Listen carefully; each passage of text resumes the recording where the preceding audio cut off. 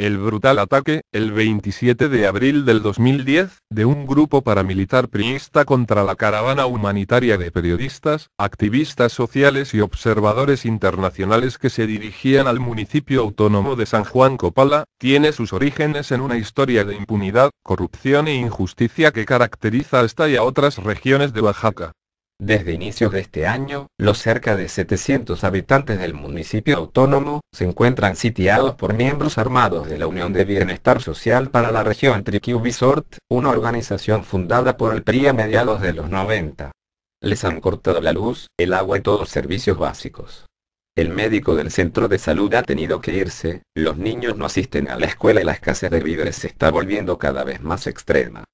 La región Triqui-Baja, ubicada en la Mixteca oaxaqueña, lleva varios años de conflicto político entre grupos que luchan por el control de las comunidades y la recepción de recursos económicos por parte del gobierno.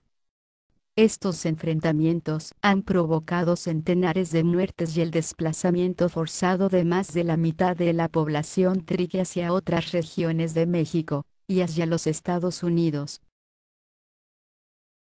Desde mediados de los 90, el conflicto se ha caracterizado por los asesinatos y los enfrentamientos armados entre el Movimiento de Unificación y Lucha Triqui-Mult y la Ubisort. En enero de 2007, disidentes de ambas organizaciones crearon el municipio autónomo de San Juan Copala Masji con el propósito de pacificar la región a través de un gobierno indígena que se rigiera por usos y costumbres, sin la intervención de los partidos y organizaciones políticas. Como en muchas zonas del país, en la Triqui ha reinado la total impunidad, la ausencia del Estado de Derecho y el abandono por parte de las instituciones estatales y federales.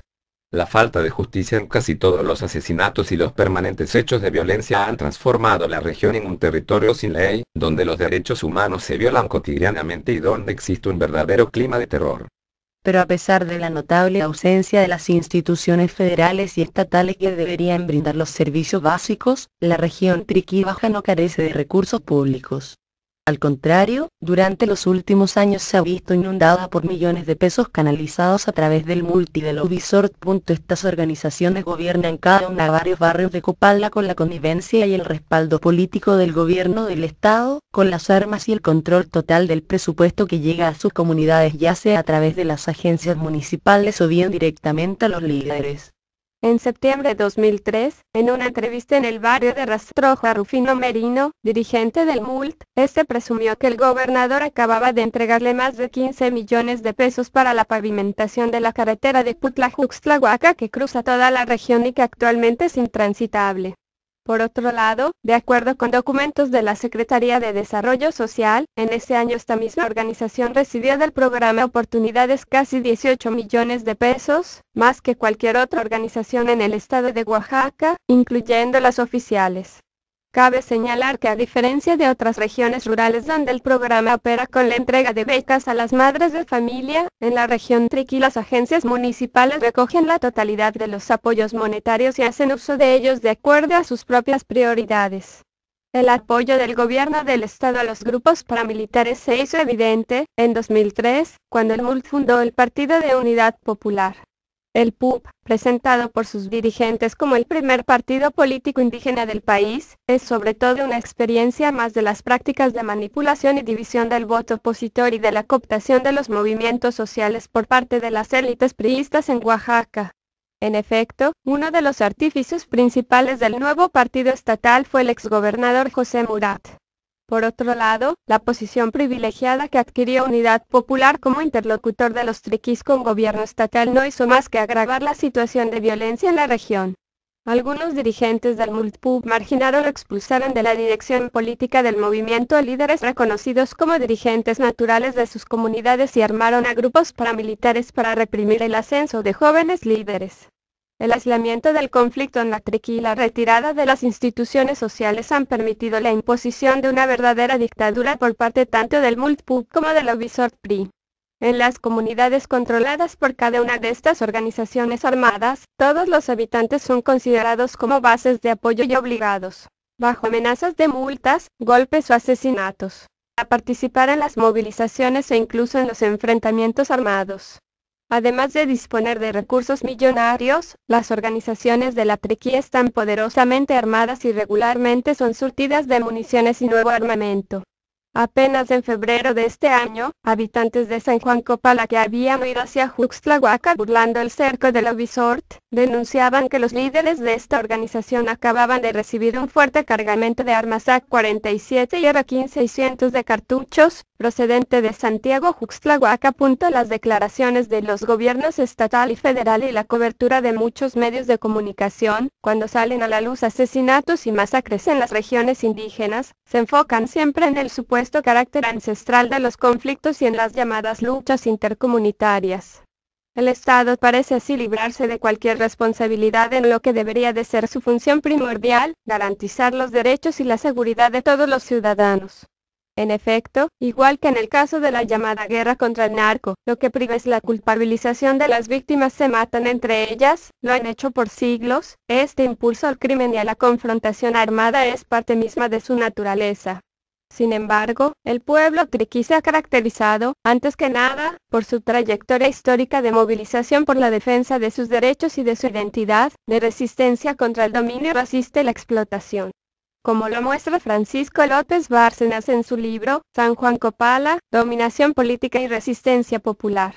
De las rebeliones de Hilarión a la formación del municipio autónomo, el mito del triqui violento por naturaleza ha sido alimentado por una de las raíces más profundas del conflicto: el racismo, continuamente expresado en los discursos de los políticos, administradores, servidores públicos y sobre todo de los medios de comunicación. Las élites regionales han construido un discurso de desvalorización, de desprecio del triqui que ha logrado incluso convertirse en sentido común entre los mestizos y en buena parte de la población mexicana. Estos discursos racistas han permitido minimizar la violencia endémica y silenciar la connivencia de las autoridades gubernamentales en los crímenes que se cometen en la región.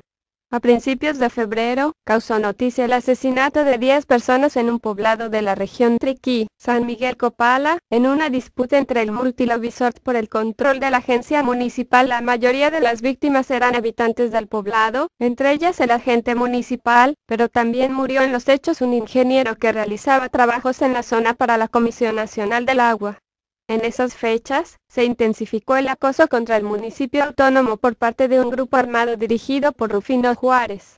El 20 de abril, algunos medios dieron cuenta del asesinato de Celestino Hernández del municipio autónomo, cometido por un miembro de la Ubisoft plenamente identificado por la comunidad. Hoy las víctimas son defensores de derechos humanos, activistas sociales con amplio reconocimiento a nivel nacional y observadores internacionales.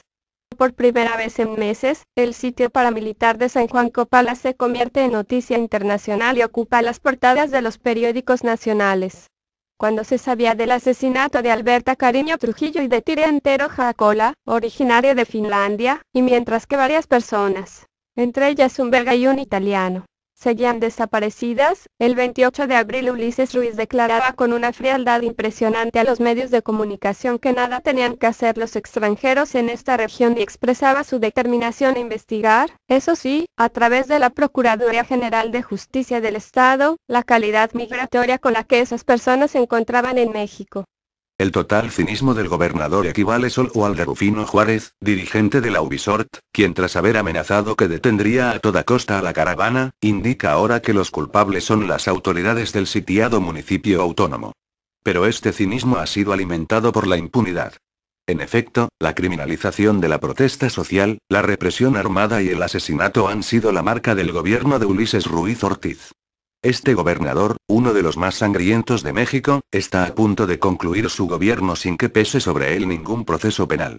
Sin embargo, la Comisión Civil Internacional de los Derechos Humanos documentó en un informe 62 asesinatos por cuestiones políticas en Oaxaca entre junio del 2006 y abril del 2008, y la Suprema Corte de Justicia de la Nación responsabilizó a gobernante por las violaciones a los derechos humanos cometidas durante el conflicto con la Asamblea Popular de los Pueblos de Oaxaca APO en 2006.